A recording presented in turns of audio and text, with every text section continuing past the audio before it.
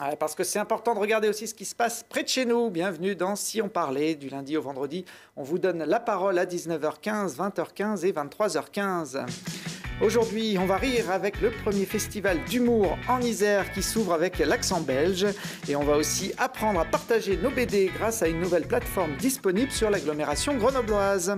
Et pour parler de ces sujets, je reçois Christian Huberson, un BD-phile. Bonjour. Bonjour Thibault. Créateur de bdpartage.fr. Alors, il y a Belgique, c'est le pays de l'humour, c'est aussi le pays de... Du chocolat? Du chocolat, de la frite, mais de la bande dessinée. C'est vrai. Ah oui, avec Hergé. Notamment, bah oui, il y a des bandes dessinées. Vous aimez ça d'ailleurs, la bande dessinée? Mais oui, j'en parlais tout à l'heure. Moi, quand j'étais petite, j'étais passionnée. Je lisais beaucoup de bandes dessinées. Ouais. Christian adore ça aussi, parce qu'il n'y a pas besoin de lire. Regarde les images et on arrive à comprendre. Et je suis même scénariste de bande dessinée. Ah ouais. J'en ai commis. Voilà. Je ne savais pas. Scénariste de bande dessinée. En face de vous, vous avez un BD-phile, un passionné. Christian, également. Voilà, deux homonymes. Vous êtes d'ailleurs venu avec deux BD de votre collection. Oui. Qu'est-ce qu'elles ont de particulier, ces deux BD? Alors, bon, comme je savais que Laura Lone allait venir, donc j'ai fouillé un peu dans ma collection de BD. J'ai trouvé deux BD sur le thème de l'humour. Donc la première, je pense qu'elle va vous plaire. Donc ça s'appelle « Les hommes viennent de Mars et les femmes viennent de Vénus ». Donc c'est une bande dessinée qu'on a lue avec mon épouse et on a beaucoup rigolé. On a lu ça sur le coin de l'oreiller. Donc beaucoup de rigolade. C'est une bande dessinée qui parle des problèmes de communication dans le couple. Donc au fil des pages, il donne d'ailleurs des conseils. Et je peux vous citer un petit exemple rapidement. Donc moi, je suis preneur de conseils. Vous êtes preneur. Ouais. Donc c'est un exemple qui s'adresse aux femmes. Donc je vais m'adresser à Laura. Donc si jamais un jour votre petit copain éprouve quelques difficultés à monter un meuble ou à réparer quelque chose, surtout, ne lui proposez jamais d'appeler le voisin à l'aide. Parce que là, c'est la catastrophe. Parce qu'il faut savoir que nous, les mecs, en fait, on ne supporte pas qu'on mette en cause nos compétences. Voilà.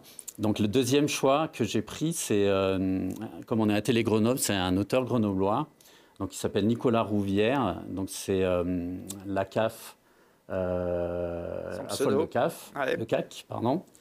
Donc c'est une parodie financière et c'est préfacé par Benoît Hamon, donc qui est l'homme de gauche qui monte en ce moment. Ah, il avait eu du nez, Nicolas Rouvière, de faire préfacer sa BD par... Maintenant, ça vaut beaucoup plus cher, une préface comme ça. Voilà, donc pour parler du projet, alors... Donc oui, si vous êtes là, c'est le petit clin d'œil au BD, mais c'est parce que vous avez lancé une plateforme qui s'appelle BD Partage, c'est tout nouveau, ça a quelques jours.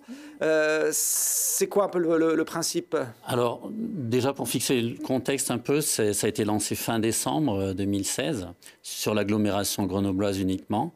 C'est une plateforme numérique qui permet aux amateurs de BD, manga ou comics, donc au sein d'une même agglomération, de se mettre en relation pour d'une part déposer des petites annonces pour vendre leur BD et d'autre part pour faire de l'achat partagé de bandes dessinées avec plusieurs objectifs, donc découvrir des nouveautés ou des nouveaux auteurs, et aussi pour permettre à ceux qui privilégient la lecture à la conservation des BD de ne payer que l'usage et de ne pas payer le support physique. Et en même temps, ça prend de la place après les BD. Voilà, c'est ça. Et en même temps, ça permet aussi à quelqu'un qui a un budget limité en BD d'acquérir plus de bandes dessinées, de lire plus pour le même budget. Alors comment ça marche ce site concrètement? Alors comment ça marche? Donc concrètement... On a une petite animation là que vous allez nous commenter. Là, voilà. Okay. Alors donc, ça c'est la page d'accueil telle que peuvent le voir les visiteurs. Donc à gauche, on a les trois catégories, album BD, manga, comics. Au centre, les petites annonces.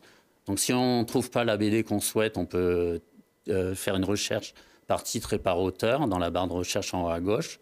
On indique sa localité. Donc moi j'habite à Mélan, donc j'ai indiqué Mélan. J'ai pris Astérix, un classique de la bande dessinée. Allez, pas de risque là. Voilà. Donc le système me sort deux annonces, donc une à 4,5 km de chez moi, une autre à 1,5 km. Donc je sélectionne la plus proche. Elle est proposée à 3 € au lieu de 9,95 € par un certain Jean-François qui habite entre Mélan et Montbonneau. Si ça me convient, je clique sur le bouton « Acheter ». Inversement, je peux déposer une annonce en cliquant sur le bouton en haut à droite. Donc, pareil, je choisis la catégorie, album BD, manga ou comics. Après, je remplis le formulaire en mettant le titre, l'auteur de la bande dessinée, prix neuf, le type d'annonce, donc vente ou achat partagé. Je développerai un peu plus tard l'achat partagé. Et on termine par la publication de la couverture. C'est vous qui fixez les prix des BD ou chaque participant, entre guillemets, met le tarif qu'il souhaite? Ouais. Alors, je ne fixe pas les prix des BD, mais j'ai appliqué un peu le même principe que Blablacar, c'est-à-dire que comme on est dans une notion de partage, donc il faut quelqu'un qui mette en vente une BD sur BD Partage, puisse, avec le produit de la vente, en racheter une autre. Donc, les utilisateurs ne peuvent pas le vendre la BD plus de la moitié du prix du neuf. Mais ils peuvent la vendre en dessous, hein, mais pas plus cher que la moitié du prix du neuf. C'est un peu la philosophie. Vous parlez de la notion aussi d'achat partagé, ça c'est pour de la BD neuve? Alors, l'achat partagé, oui. Alors, peut-être que je vais repartir sur l'historique, en fait. Pas trop long, parce que l'émission touche à sa fin, Christian. Très rapidement, ok. En fait, cette idée, elle m'est venue il y a très longtemps, en fait, puisque quand j'étais lycéen, je faisais déjà de l'achat partagé avec un camarade de classe. On était fans de comics et on achetait à tour de rôle Strange. Moi, j'étais plus pour la lecture. Lui, voulait la partager parce qu'il aimait bien le dessin. Donc, du coup, on s'était arrangé comme ça. Et après, à la fac, j'ai continué sur ce principe de partager les achats, comme on a un budget limité en tant qu'étudiant. Et aujourd'hui, ce qu'il y a de bien avec les outils numériques, c'est que ça permet cet échange que je faisais à un niveau vraiment ultra local. Il n'y avait pas Internet à l'époque. Voilà, à un niveau ultra local, aujourd'hui, on peut étendre ces échanges au niveau de l'agglomération.